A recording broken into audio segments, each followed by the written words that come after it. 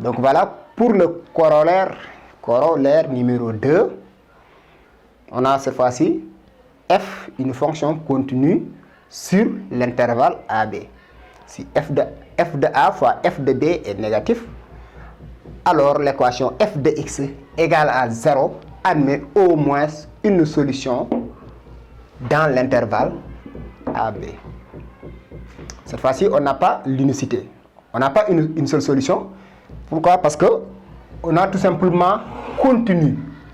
Donc pour ce théorème, à chaque fois qu'on a continu seulement, l'équation x0 peut ne pas être unique.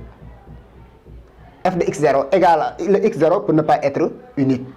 Si maintenant on a continu et strictement monotone, la solution est unique. Mais si on a continuité seulement, on peut avoir une solution ou plusieurs solutions. Pour le corollaire, si f est une fonction continue sur AB, f de A fois f de B négatif, alors l'équation f de x égale à 0 admet au moins une solution dans l'intervalle AB. Admet au moins, il peut avoir une solution ou plusieurs. Donc là, on peut reformuler cette phrase. On peut reformulation.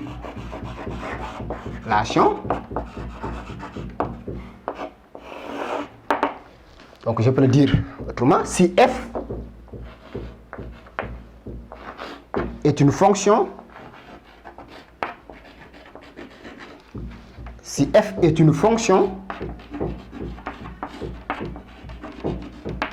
continue sur AB, si f est une fonction continue sur l'intervalle AB,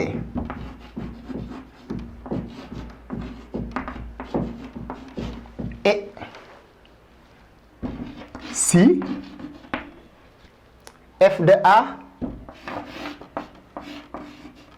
fois f de B est inférieur ou égal à 0, alors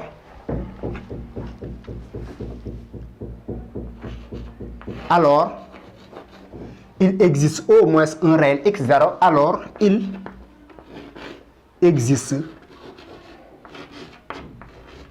au moins un réel x0,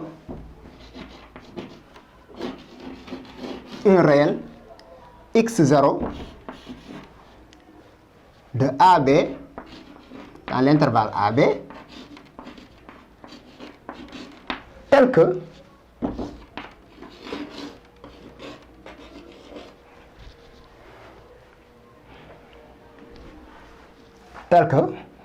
ou bien on peut dire qu'il existe au moins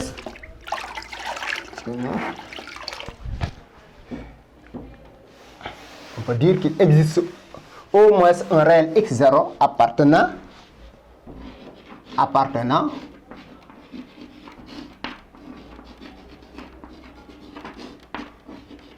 à l'intervalle AB tel que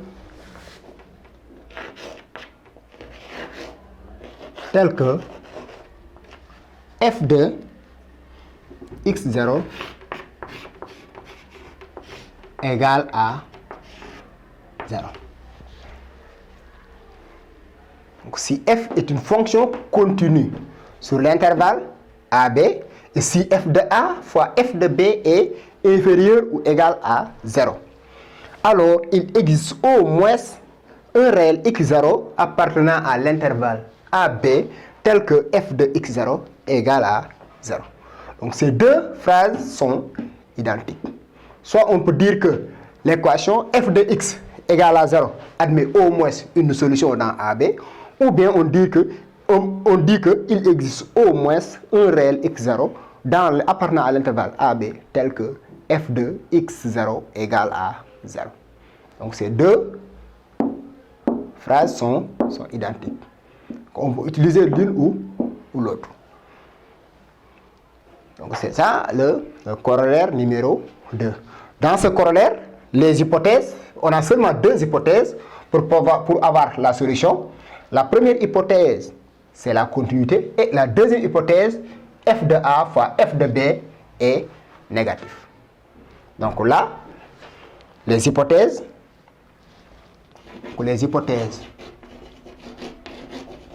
du corollaire.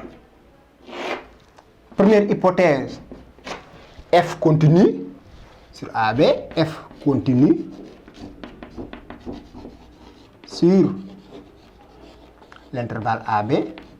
Deuxième hypothèse, f de A fois f de B inférieur ou égal à 0.